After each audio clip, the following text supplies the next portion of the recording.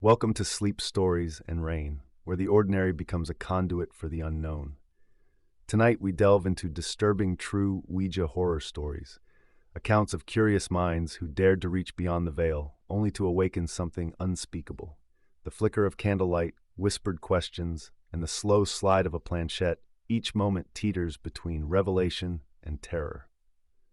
Only about 50% of you are subscribed, so please support our channel by subscribing and joining others who seek truth in the darkness. Share your own Ouija experiences or chilling encounters in the comments below. Now gather your courage, the spirits are waiting, and our first story begins.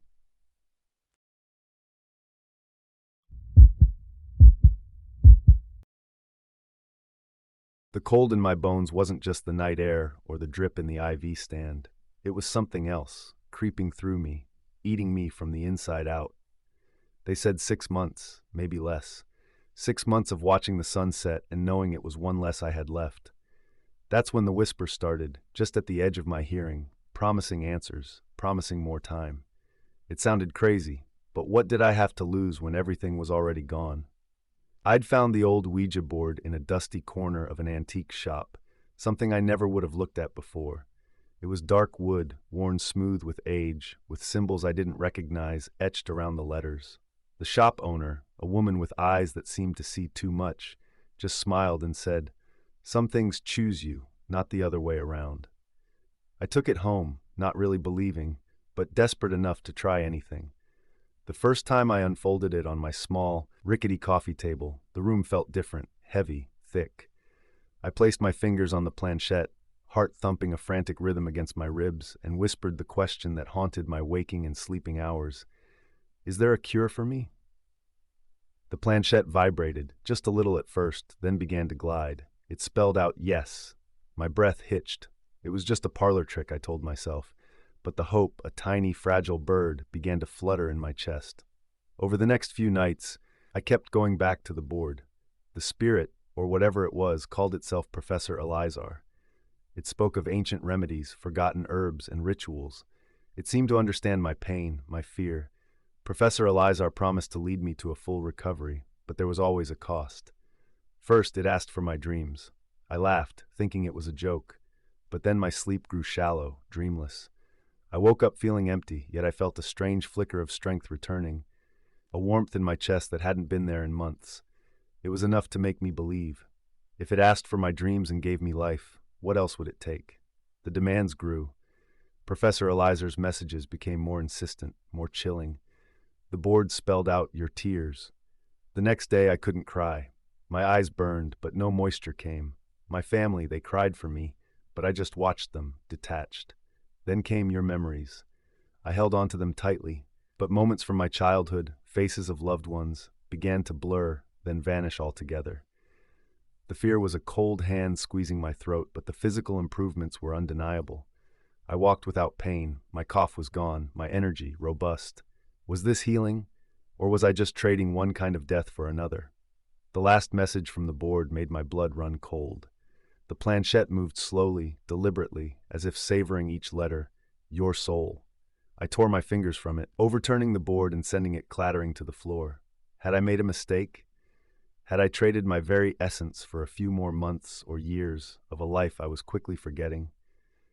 I looked at my reflection in a darkened window, gaunt, pale skin with prominent veins, dark circles under tired blue eyes, the same Alex, but hollowed out, ghost-like.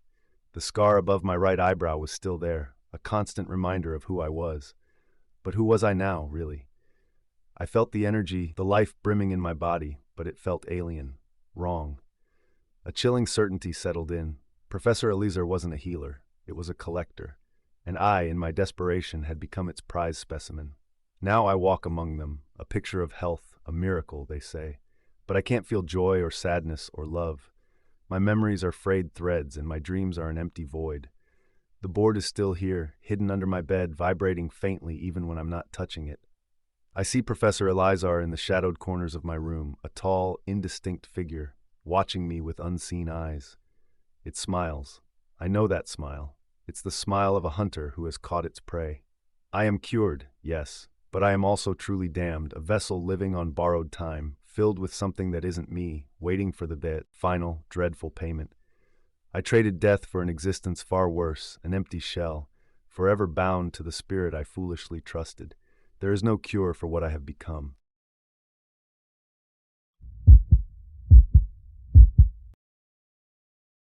The ache in my chest was a constant companion, a heavy, cold stone where my heart used to be. It had been 6 months since I lost my daughter, Lily. Every morning I woke up, the first thought was her, the last thought before sleep was her. Her room stayed exactly as she left it, a shrine to a life cut too short. The silence in the house was a scream. That's when I started looking, desperately. Online forums, strange websites, anything that promised a sliver of hope, a whisper from beyond. It led me to that online auction, a faded picture of an antique Ouija board. It looked old, worn, carved from dark wood. A silly, last-ditch effort, I told myself, but the hunger for just one more moment, one more word from Lily, was a raging fire. When the board arrived, it felt cold, heavy. I set it up on the small table in the living room, the silence of the house pressing in on me like a physical weight. My hands trembled as I placed the planchette on the board. "Lily?" I whispered, my voice cracking. For a long moment, nothing, then a tremor. The planchette moved, slowly, deliberately, towards Y, then E, then S. My breath caught in my throat. It was really her. It had to be. We talked for hours, or seemed to. The planchette spelled out things only Lily and I would know, little jokes, secret memories. I felt a warmth I hadn't felt in months, a glimmer of light in the endless dark. The visits became a nightly ritual. I'd finish my lonely dinner, then rush to the board. The messages were always from Lily, always comforting, always perfect. One night, I asked her if she was happy. The board spelled out, "I am lonely." My heart twisted. I told her I was lonely too, so lonely. The planchette moved again, "Come to me." A chill went down my spine, but the thought of being with her again, even for a moment, pushed the fear aside. I asked how. The board spelled out my favorite word, my private nickname for her, pumpkin. It was a small, silly word, but it was ours. Only ours. This had to be her. But then, tiny things started to shift. The sweet, innocent messages from Lily became demanding. The board spelled out, "Why did you leave me?" Then, "You are mine." My blood ran cold. Lily would never say that. Her messages always brought peace, not a creeping dread. I tried to pull my hand from the planchette, but it felt stuck, as if glued to the smooth wood. The planchette dragged my hand, speeding across the board, spelling out, "You will be with me." The voice in my head, the one I thought was Lily's, now sounded deeper, older, taunting. I saw shadows dance in the corners of my vision, shifting, forming strange shapes. I tried to stop, to put the board away, but it was like an invisible cord tied my arm to it. I felt a cold pressure on my chest, like a heavy hand pressing down, making it hard to breathe. The temperature in the room dropped, and I could see my own breath in the air. The planchette spelled "mine now." I screamed, a raw, primal sound, and finally, with a desperate surge of strength, yanked my hand free. The board flipped over, clattering to the floor. The cold faded, the shadows retreated. I was shaking, covered in a cold sweat. I tried to push the whole thing out of my mind, but that night, I couldn't sleep. Every creak of the house, every whisper of the wind outside, sounded like it was coming from inside the walls. I kept seeing the planchette moving, hearing that deeper, taunting voice. When I finally drifted off, my dreams were filled with Lily, but her eyes were black, empty, and her smile was wide, terrible. She kept reaching for me, her hands long and clawed, whispering "pumpkin" in that warped voice. I couldn't stand it anymore. The board had to go. I grabbed a hammer from the garage, my hands still trembling. I dragged the board outside, onto the concrete patio, the moonlight making it look even more sinister. With a desperate plea to whatever was listening, I raised the hammer and smashed it down, once, twice, 3 times. The wood splintered with a sickening crack. As the final piece broke, I heard a high-pitched, mocking giggle like a child's, but colder than anything I had ever heard. It wasn't Lily. It was never Lily. I had opened the door to something else, something that simply wore my daughter's love like a mask, and it was still laughing, somewhere out there in the quiet night, waiting.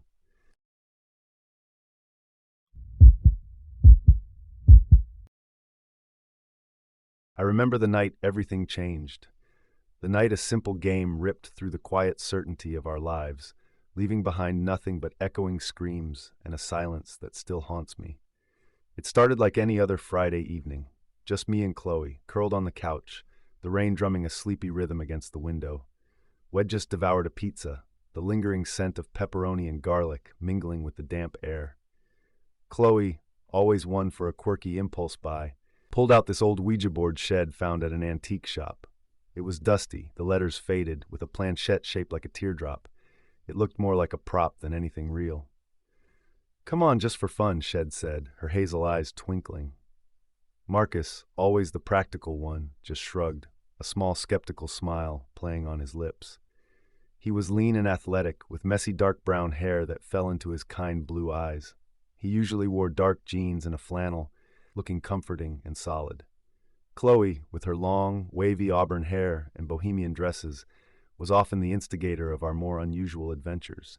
I was tired, content to just watch a movie, but a part of me, the curious part, gave in.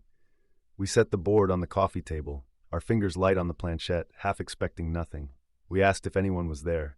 The planchette moved, slow and shaky, to yes. We laughed, assuming one of us was pushing it. Then Chloe asked, "What's your name?" The planchette glided faster, more confidently, to spell out a garbled, ancient-sounding word. "Okay, very funny, Marcus," Chloe chuckled, nudging him. But his brow, always ready to furrow in concern, was already tight. He swore he wasn't pushing it. I felt a cold prickle on my arms that had nothing to do with the chilly apartment. We asked more questions, simple at first. The answers became surprisingly specific, revealing small, almost embarrassing details about our day that neither of us had shared with the other. Things Marcus had thought about at work, a tiny mistake Chloe made in a painting. Our laughter died down, replaced by quick, nervous glances. Chloe, normally so bold, looked frozen. Then the board began to spell out things that weren't just surprising but terrifyingly intimate. It spelled out, "Chloe always feels he is watching." Marcus' kind blue eyes grew wide, a silent question in them. Chloe's fair skin, usually glowing, turned pale. Shed told me once, long ago, about a strange feeling she had sometimes, a sense of being observed, something Shed always laughed off as silly. Now it was written there. My heart pounded against my ribs. Marcus pulled his finger away from the planchette, his lean body tensing. "This isn't funny," he said, his voice low, a tremor in it. But the board wasn't done. It spelled out, "Marcus can't forget the roof." Marcus recoiled, the scar above his left eyebrow, from a childhood bike accident, seeming to pulse. I knew what it meant. A few years back, had almost fallen from a roof while fixing something, a moment he rarely talked about, a deep, quiet fear he carried. He never told Chloe the full terror of it. My breath hitched in my throat. This wasn't a trick. This was something else, something that knew us, that saw the things we kept hidden even from each other. The air in the room grew heavy, like a suffocating blanket. The shadows seemed to deepen, to crawl from the corners of the room towards us. Chloe reached for Marcus' hand, her own trembling. "We need to stop," she whispered, her voice barely there. She grabbed the planchette and tried to pull it off the board, but it felt stuck, like it was glued down. The wood of the board itself felt cold under my fingers, strangely rough. The planchette started twitching, then moved wildly, quickly, spelling out, "Don't try to leave us." A low, guttural growl seemed to vibrate through the floorboards. The room felt smaller, the walls closing in. A chilling whisper, so faint it could have been the wind, slithered into my ear. "You can't hide your shame." I flinched, pulling my hand back from the board as if scalded. Embarrassing, hurtful, memories, ones I'd buried deep, surfaced. It was like a cold, wet hand reaching into my mind. Marcus was on his feet now, his earlier skepticism completely gone, replaced by pure terror. He tried to grab the board, to flip it over, but it wouldn't budge. It felt as if it was cemented to the coffee table. He struggled, his athletic build straining, but it was useless. The air grew colder, misty breaths forming from our mouths. The room was no longer just a room. It was a cage. Chloe started to cry, silent tears tracking paths through the light freckles on her face. The board began to glow faintly, a sickly green light pulsing from under the letters. We knew we had to destroy it. It wasn't something you could just walk away from. It knew too much. It was inside our heads, tearing at the threads that held us together. Marcus finally used all his strength, shoving the table with a roar. The board flew across the room, hitting the far wall with a sharp crack. The green light vanished just as quickly. The oppressive cold lifted, and the air thinned, becoming breathable again. We stared at the broken pieces of wood and plastic. The planchette lay separate, still on the floor. The relief was immediate, overwhelming. It was over. We cleaned up the mess, throwing the pieces into a heavy-duty trash bag, then a second. We took it out to the dumpster ourselves, and Marcus even poured bleach into the bag, just to be sure. We tried to laugh about it later, to brush it off as a collective hallucination, a trick of our minds. But the look in Chloe's bright hazel eyes, the way Marcus still sometimes glances into empty rooms, tells me we both know the truth. Some games don't just scare you. Some games know you too deeply to ever forget. And even if you destroy the board, what it left behind in your mind, that feeling of being seen, truly seen, never leaves.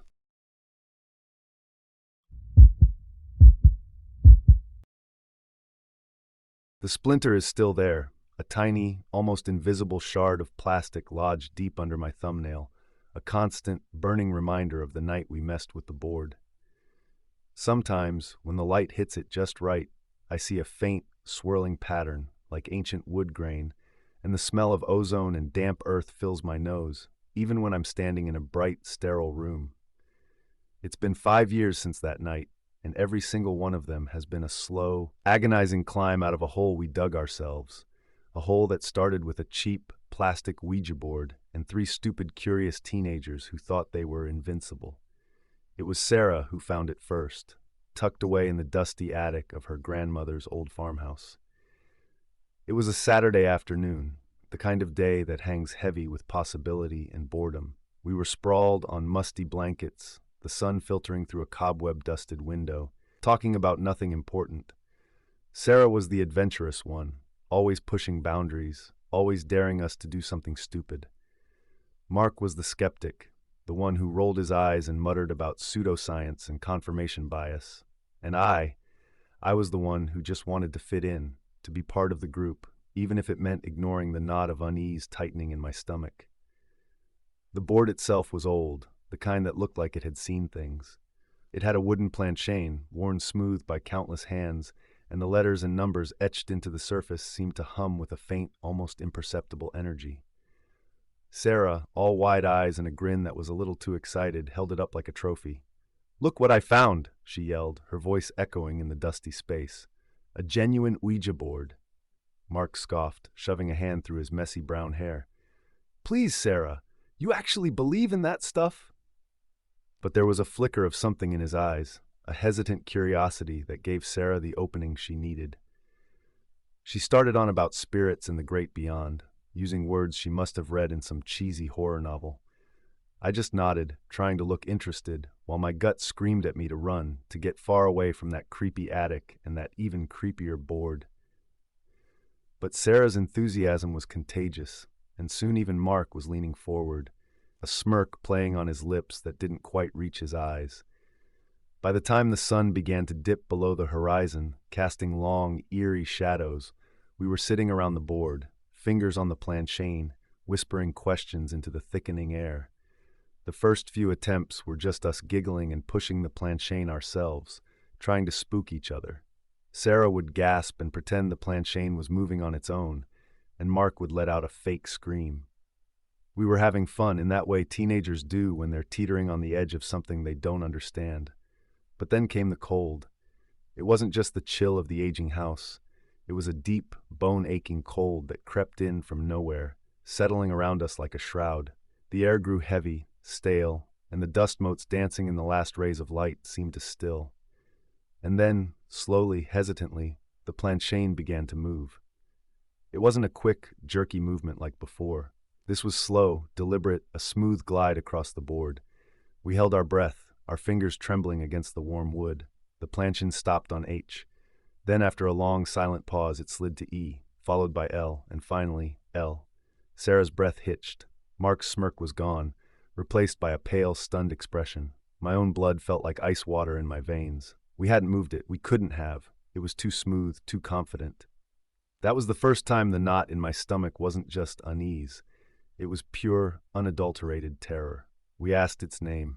The Planchette moved again, faster this time, spelling out something that made my heart pound against my ribs, Zazzle. The name felt wrong, thick and sharp on my tongue when I silently repeated it. Mark, the skeptic, was silent, his eyes wide and fixed on the board. As the questions continued, a strange energy filled the room.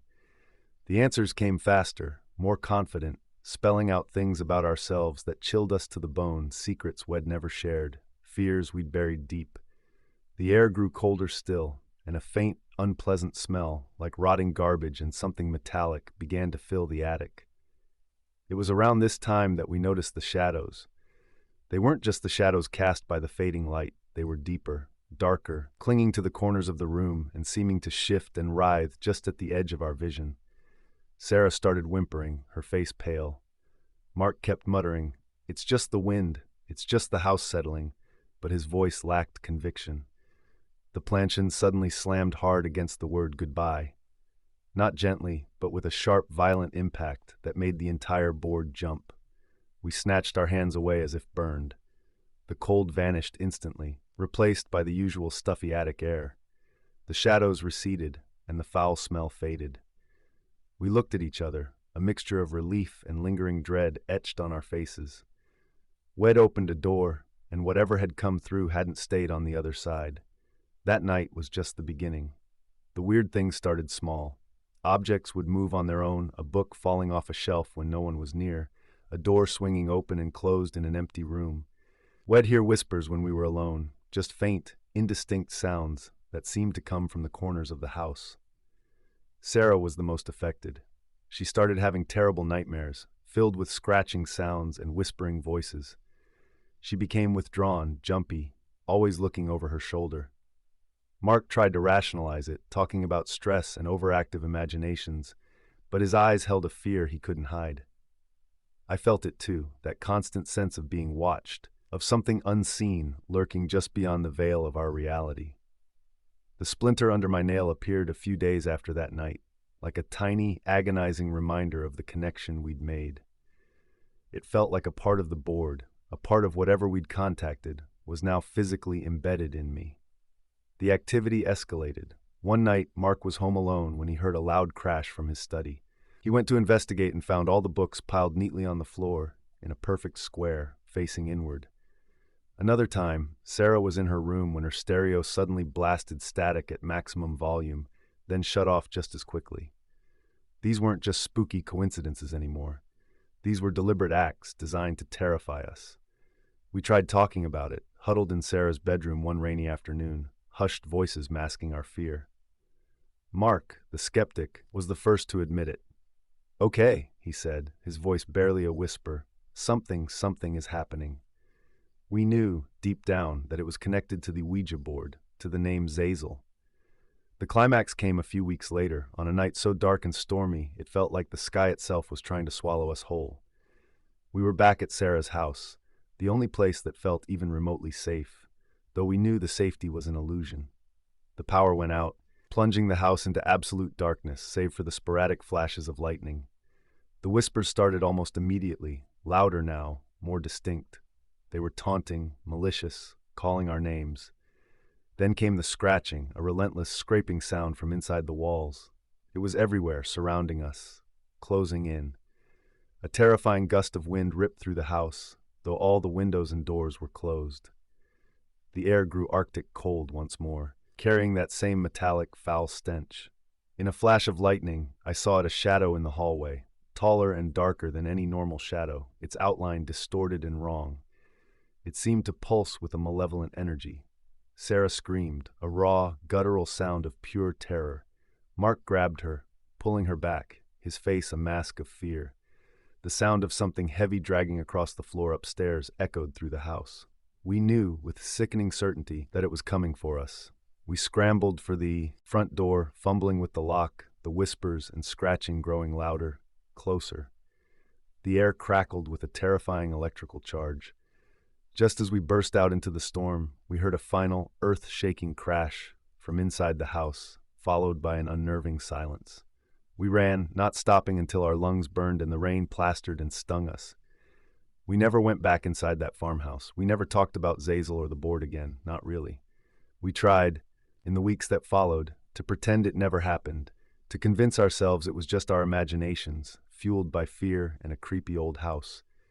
But the fear remained, a constant, low hum beneath the surface of our lives. Sarah moved away a few months later, unable to shake the nightmares. Mark still gets jittery around old houses and hates the smell of dust. And me, well, I have the splinter. 5 years later, and it still burns, a physical connection to that night, a reminder that some doors are best left closed. I see things sometimes, in the corner of my eye, just glimpses of movement, shadows that don't quite belong. I hear things too, faint whispers on the wind, the distant sound of scratching. I tell myself it's just my mind playing tricks, the lingering effects of a terrible experience. But deep down, in the marrow of my bones, I know. Whatever we summoned that night, whatever Zazzle is, it's still out there. And sometimes, when the splinter flares up and the air grows cold, I think it remembers us too. It remembers the night we played with fire and got burned.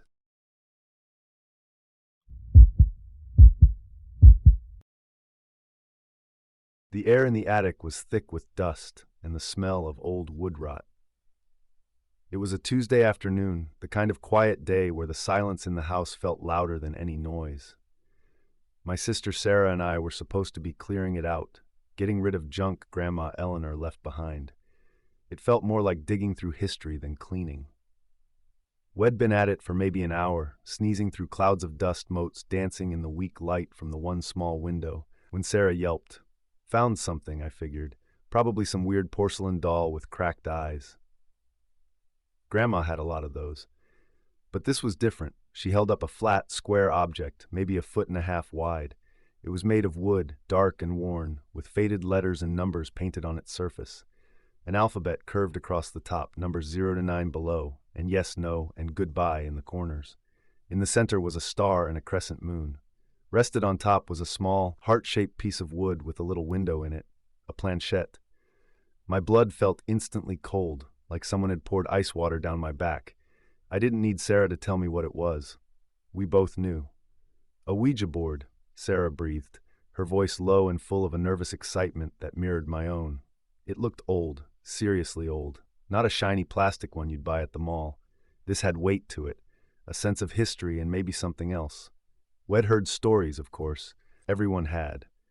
Sleepover tales, campfire legends about talking to spirits. But seeing one, holding one, felt entirely different. It felt real. Dangerous, even. We sat down on the dusty floorboards, the board between us.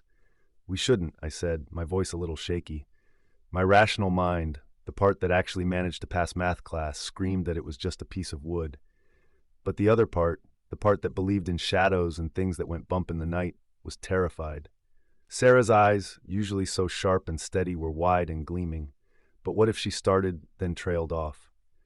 We both knew what the what if was. Our parents, gone 2 years ago. An accident.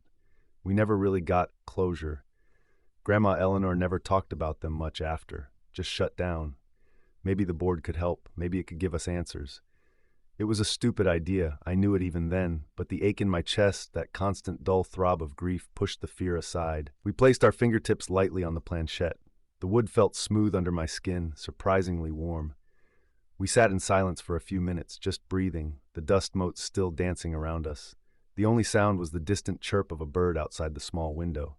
My heart hammered against my ribs. "Is anyone there?" Sarah whispered. Nothing. We waited longer. Still nothing. I felt a rush of relief tinged with disappointment. See? Just a silly old board. I started to pull my hand away. Then slowly, almost imperceptibly at first, the planchette moved. It glided across the board smoothly under our fingers. It wasn't a jerky movement like one of us pushing it. It was a slow, deliberate glide. Our eyes met, wide with shared terror and exhilaration. It stopped over the letter M, then A, then R. My breath hitched. Our mother's name was Mary. The planchette moved again. Why? A cold wave washed over me. Okay, this was getting real. "Mom?" Sarah's voice was barely a whisper. The planchette moved to Y, then E, then S. Yes, it was her. It had to be. A knot of emotion tightened in my throat. This was what we'd secretly hoped for, what we'd been afraid of. "It's you, isn't it?" I asked, my voice thick. This time the planchette flew across the board to Y, then E, then S. A little faster this time. We spent the next hour asking questions, simple ones at first. Are you happy? Are you with Dad? The responses were short, sometimes just a yes, sometimes a single letter. It felt right, like we were finally connecting with them. But then Sarah asked a question that changed everything. Why didn't Grandma Eleanor ever talk about you? The planchette hesitated. It hovered over the board for a long time, longer than any other movement. Then very slowly it began to spell. S-E-C-T, secret. A cold dread began to creep in. What secret? The planchette started spelling again, faster now. H-U-S-H, hush. Don't talk about it. My hands felt clammy on the planchette. This didn't feel like our mom anymore, not the warm, loving memory we held on to. This felt guarded, cold. We kept pushing. What secret? Tell us. The planchette moved wildly for a moment, circling the board before slamming to a stop over N-O. A definitive, chilling N-O. Suddenly, the attic air grew colder. The dust motes seemed to swirl faster. A floorboard creaked loudly behind us, though neither of us were near it. We froze, listening. Nothing, just the accelerated pounding of our own hearts. The planchette started to move again, this time without us asking a question. It went to D, then A, then N, G, R, danger. My blood ran cold. Goodbye, I choked out, trying to pull my fingers away. The planchette resisted, digging into the wood slightly. Sarah was also trying to lift her fingers, her face pale. The planchette started to spell again, faster and faster, a frantic scraping sound on the wood. G-E-T-O-U-T, get out. The air around us was buzzing now, a low hum that seemed to vibrate in my bones. The shadows in the corners of the attic seemed to deepen, shifting and stretching like they were alive. We both yanked our hands away from the planchette, our hearts pounding like drums. We scrambled backward, away from the board, tripping over old boxes and sheets. As we watched, horrified, the planchette moved on its own. It slid to the word goodbye, but it didn't stop there. It moved past it, sliding off the edge of the board and clattering onto the dusty floorboards. A gust of wind, cold and unnatural, swept through the attic, though the window was closed. The air grew heavy, thick with a sense of intense anger and malice. Then, from the darkest corner of the attic, where the shadows were thickest, we heard a sound, a soft, wet, whispering sound. It was our names, twisted, distorted. My name, Sarah's name. It sounded like it was right behind us. We didn't look. We didn't need to. We scrambled to the narrow attic stairs, fumbling with the latch, our hands trembling. We burst out of the attic and slammed the door shut, leaning against it, gasping for breath. Downstairs, the house felt different, colder, quieter, in a way that felt wrong. We stayed close together, jumping at every creak of the old house. That night, neither of us slept. We lay in our beds, listening to the sounds that weren't there before. The faint scratching at the windows, too high up for anything natural.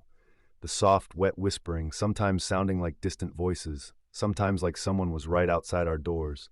And sometimes we heard it spelling, in echoes from the walls, G-E-T-O-U-T. It knew our names. It was here because we invited it. And it wasn't going anywhere.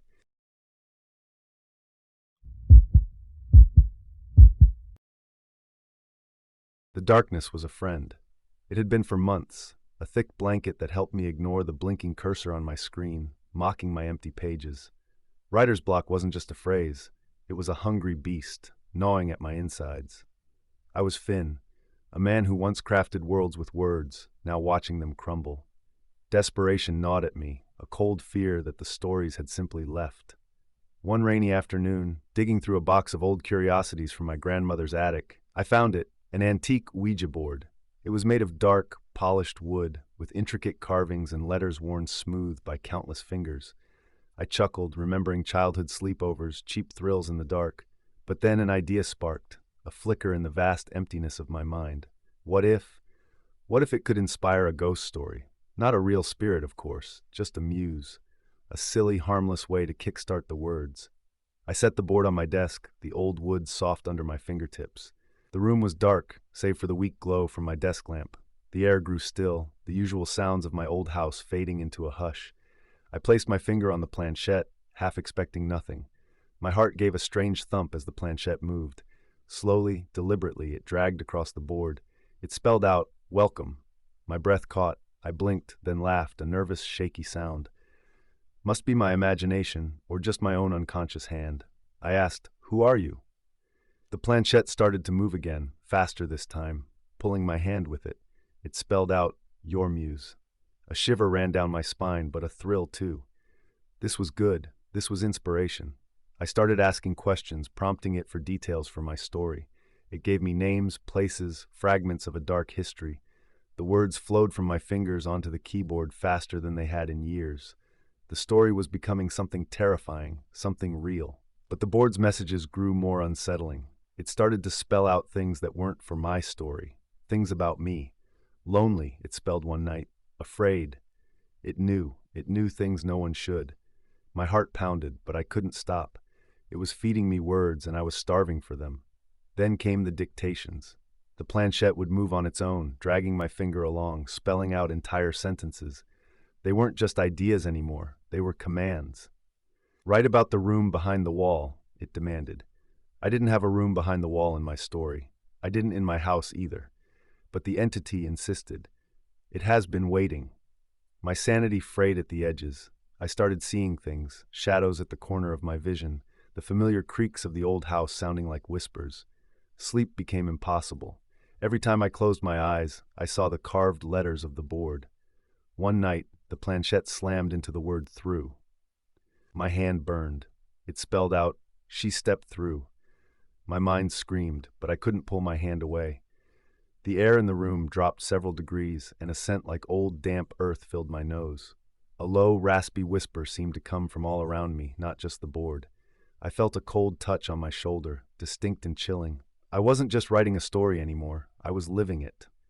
The muse wasn't just inspiring me, it was creating its reality right here. I had to finish the book, it said, or I would become part of its narrative. A character, trapped in the chilling tale I was forced to write. It was a race against time, me versus whatever ancient horrors I had unwittingly unleashed. The stories flowed, but they were no longer mine. They belonged to the entity, and I was just its scribe. I was losing myself, my days and nights blurring into a haze of fear and furious typing. My home, once a safe haven, was now a prison haunted by my own creation. I knew, with a chilling certainty, that if I didn't finish the story on its terms, I wouldn't just be out of words. I'd be out of life.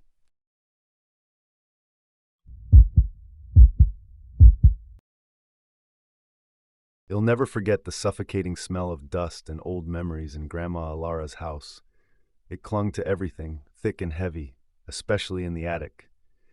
We were supposed to be clearing it out, making sense of a life now gone. But mostly, we were just pushing things around, trying to avoid the heavier lifting.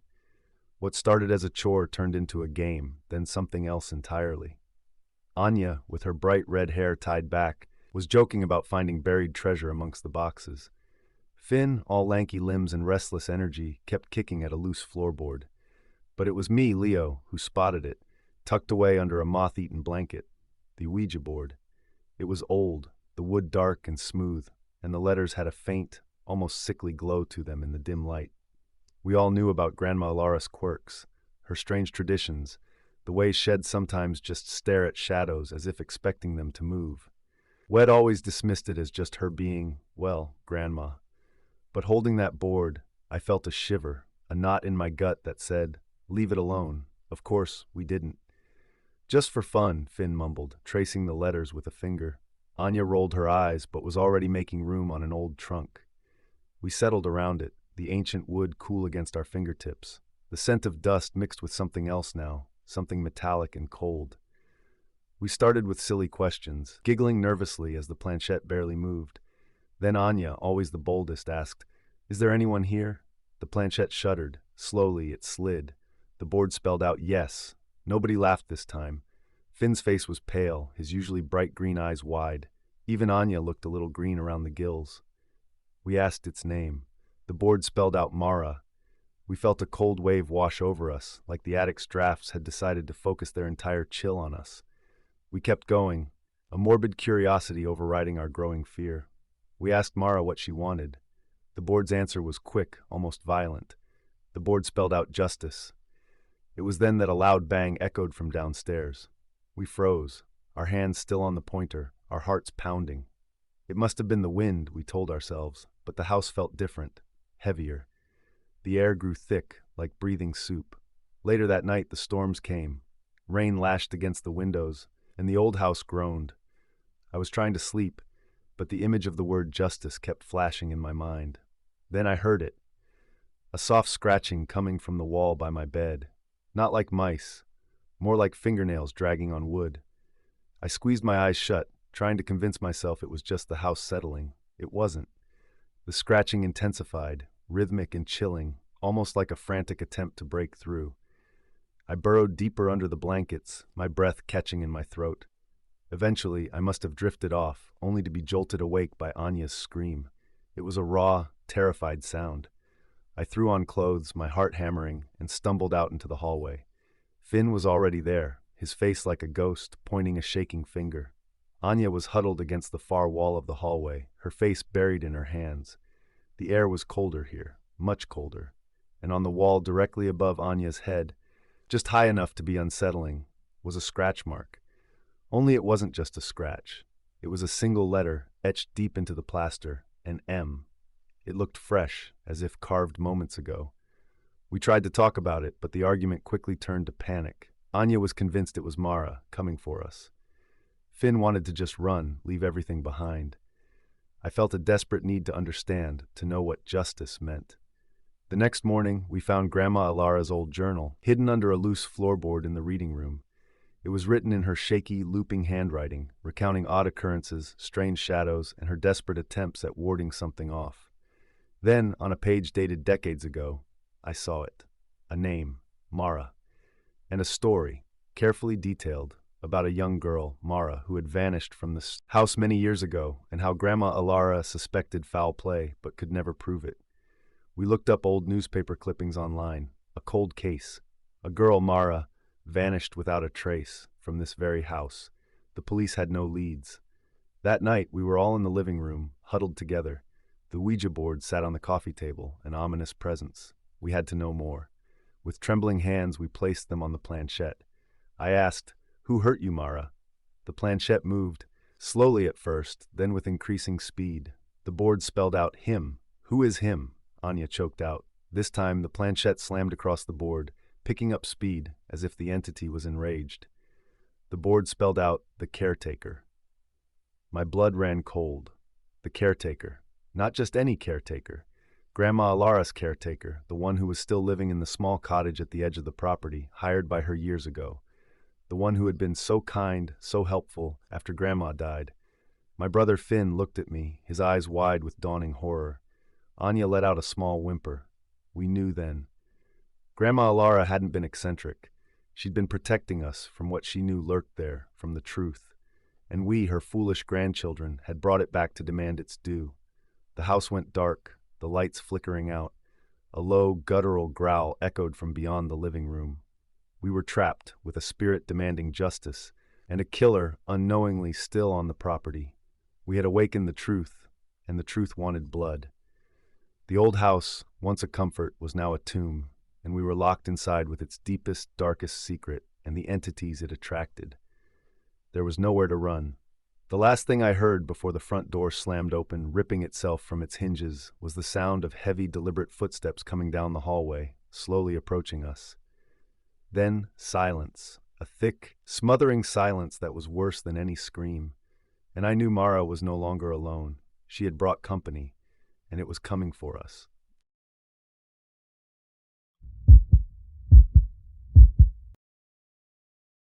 The quiet of the house was a scream I couldn't silence. Each tick of the grandfather clock in the hall was a hammer blow to my heart, a painful reminder of the laughter that no longer echoed through these rooms. It had been 7 months since the car accident, 7 months since I lost my daughter Lily. Sleep was a luxury I couldn't afford, haunted by her smile, her voice, by the finality of it all. People told me to move on, to find closure, but how do you close a wound that ripped out your very soul? That's when the idea, a desperate, foolish whisper, started to grow in my mind. The Ouija board. I'd seen them in old movies, in dusty antique shops, always dismissed them as a silly game. But what if? What if there was a way, just one last chance, to hear her voice again? I needed to try. I drove to a small shop on the edge of town, the kind with dim lights and the scent of old books and dust. The board was in a glass case, its wood dark and shiny, the letters perfect. It felt cold under my trembling fingers. The shop owner, a thin man with tired eyes, just nodded when I bought it, as if he understood the kind of despair that leads someone to such a thing. That night, alone in Lily's old room, surrounded by her toys and the lingering scent of lavender, I unwrapped the board.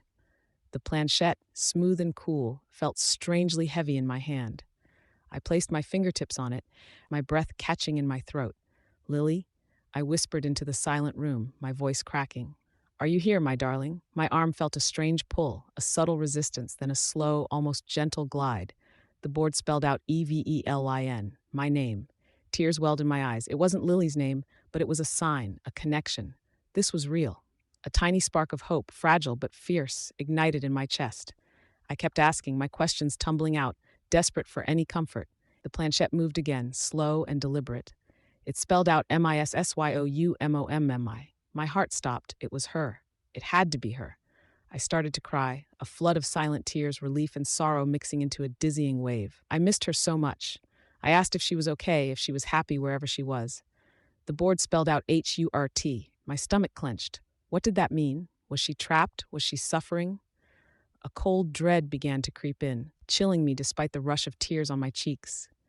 Before I could ask more, the planchette moved rapidly, almost violently, spelling out LOKCLOSC. I pulled my hand away, my heart pounding.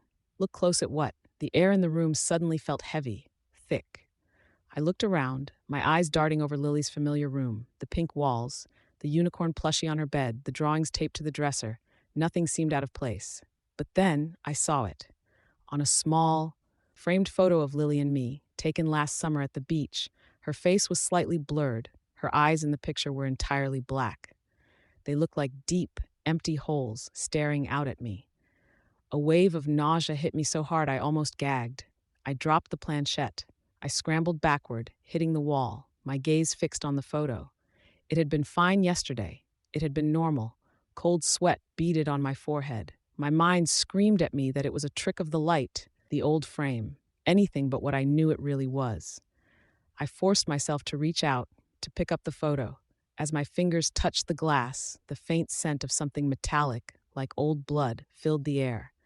I let out a choked gasp, dropping the frame onto the floor. The glass shattered, and one of the black eyes seemed to wink at me from the broken pieces. I was shaking, truly shaking now. I stumbled back to the board, my heart trying to beat its way out of my chest. My fingers, still trembling, found the smooth surface of the planchette. What was that?" I asked, my voice a barely audible whisper. The planchette moved, slowly at first, then with increasing speed. It spelled out SHEISTRAPE died. The words hung in the air, thick and menacing. My Lily, trapped? Inside what? My own thoughts? The board? The bat room felt impossibly cold, the kind of cold that sinks into your bones. A low, raspy whisper, not from the board but seemingly from the air around me, echoed in the room. It was faint, distorted, but I recognized it. Lily's voice, whispering, "Mommy, help me." The sound paralyzed me. It was her, but wrong, twisted. I was frozen, unable to move, unable to breathe. The temperature dropped even further, and I could see my own breath fogging in the air. That same distorted whisper came again, louder this time. "Let me out." It was her voice, but the word "me" was elongated, distorted, like a growl.